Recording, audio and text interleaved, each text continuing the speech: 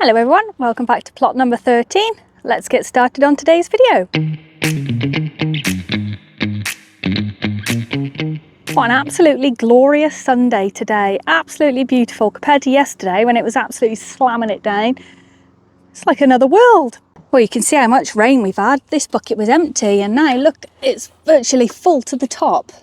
And that's just collected the rainwater that's come down in the sink, because obviously the plug's open, otherwise the sink would fill up.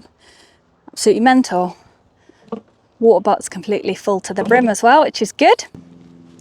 I'd just like to thank everyone for their lovely comments as well about the giant onion growing challenge. It really means a lot that you all said congratulations and stuff like that, so thank you very much. And thank you to Andy Farmer 759 and Pelly Nut for suggesting loads of flowers for me to try. So I've actually been out and bought everyone that they've suggested, so I've got them sown today. Actually, I did it this morning before I come down the plot, so look forward to that one. So I've got a few strawberry plants that I collected from runners at home in my little glass house, so I'm going to leave them there for the winter. But I was thinking I'd love to have a little strawberry patch down here, but I know the slugs love them and they go a bit crazy, don't they, rooting everywhere. So I've bought 2 troughs down and I've just put them on the compost bin and they fit perfectly. Let me show you. Here we go. Look at this, absolutely perfect fit. Wonderful. So what I'll do is when I have an empty one, I'll grow strawberries in it to keep it up off the ground and keep the slugs away, and then I can just put a little net over it as well.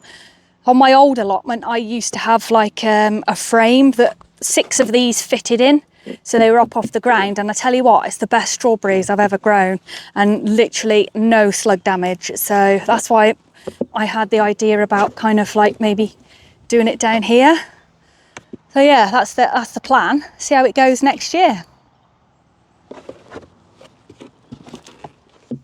Haven't had any takers on these sunflower seeds yet. Do you have to break it up a bit more, or will the birds find it, do you think? This net's come off again. I think the ground might be just too squidgy. It's really fluffy where the compost has been on. What a nightmare. Might have to put some bricks on it or something as well. It's all twisted up. Annoying.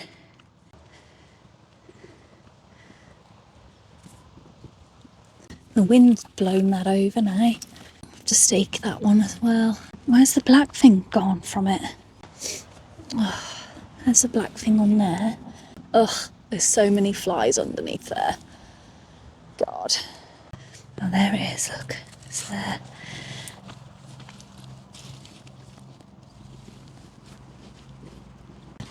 Mind you, I suppose it was windy, wasn't it?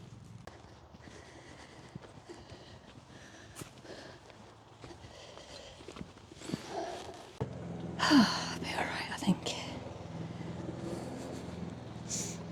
Look at these French beans growing. They must have self-seeded and they've germinated already. Huh. I don't think I'll get any beans off them though, will I? And there, look. On there.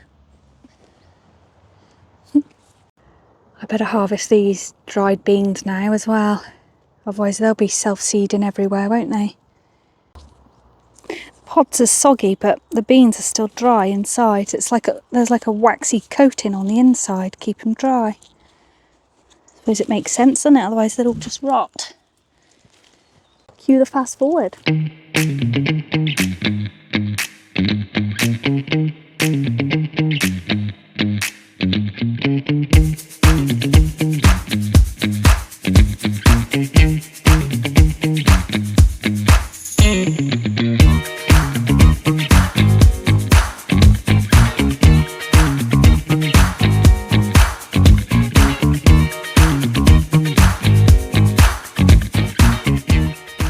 There we go, as easy as that. Reset, ready for next year. I think it's finally time for these tomatoes to come down now as well. They're right on the conch there, look. Right, I don't really know how to tackle this, to be fair. I think I might trim it down first. That'll probably be the wisest move, wouldn't it? Right, let's start from this side. lots of nice green tomatoes on there as well. Put them up there.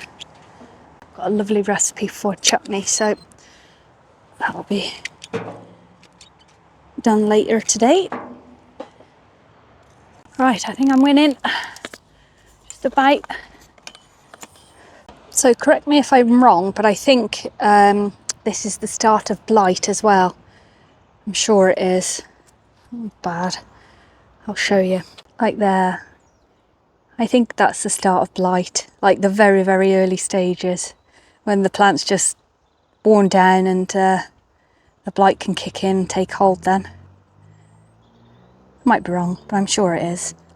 And do you know what? I still eat them. And there's nothing wrong with me. I definitely won't be using sticks next year. I'll just stick with me metal frame. It's an old photography, like, backdrop frame. It's brilliant. I've had it years. And a good tip, instead of string, use washing line cord for stuff because it's meant for outdoors and it's so strong. It's perfect for this type of stuff. I've used string before and it just breaks straight away. This one was just one left over on a stick and it did really well, to be fair, but I forgot to keep tying it up. So it should have been like that, really. Just forget about this one on the end. But that's quite a good way to grow tomatoes as well. Just stop a simple pole like that. I'm going to have to try and pull these wires out the ground now. Will they pull out or...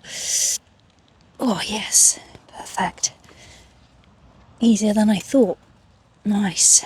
Nice, nice. Oh.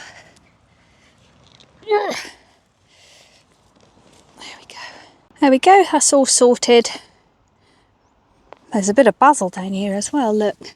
Hidden under all the tomatoes that I forgot about. It doesn't really grow much, but a couple of pickings off that.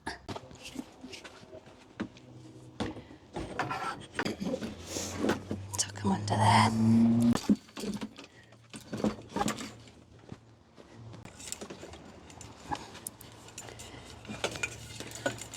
Lovely.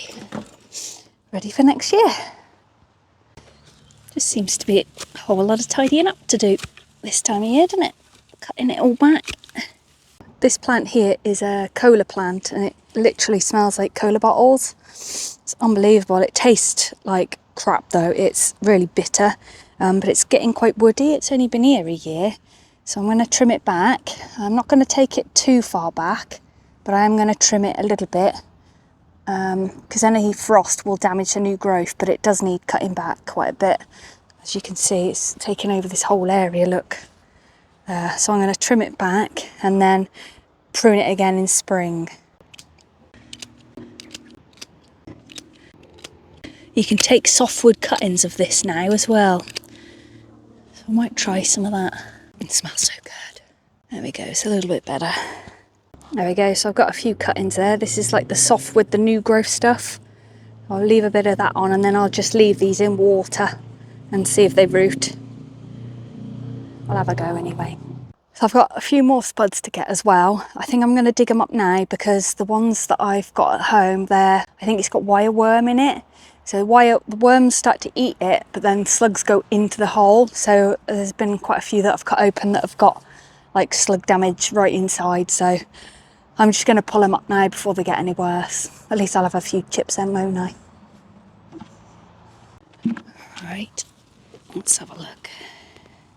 Get a few of these now. Whoa, that is a huge one. Look at the state of that. I bet it's got a hole right inside it. Sounds hollow. You know what I mean?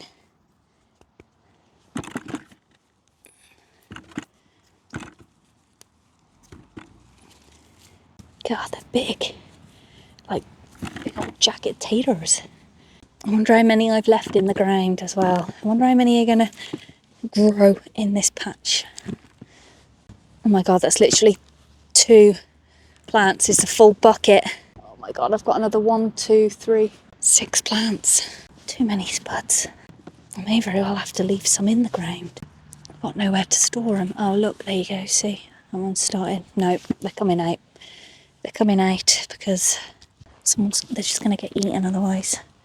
I'll have to just find a bag at home for them. Oh, I've stabbed that one. I stabbed that one with the cloche. Oopsie. I think that might be bindweed there. Looks like bindweed. Real white, thick stems, roots. Oh, I've stabbed another one.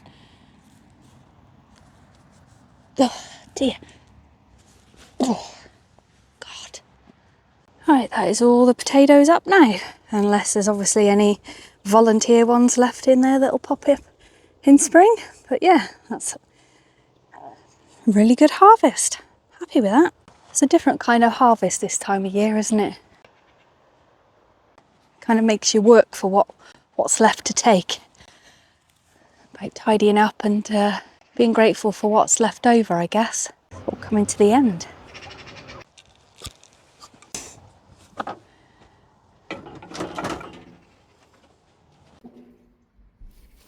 Right, that's it from me. Thank you so much for watching. I'm off home now to see how bad the potatoes are. See if I can get some roasties for my Sunday dinner. Take care everyone. Happy growing. Bye bye.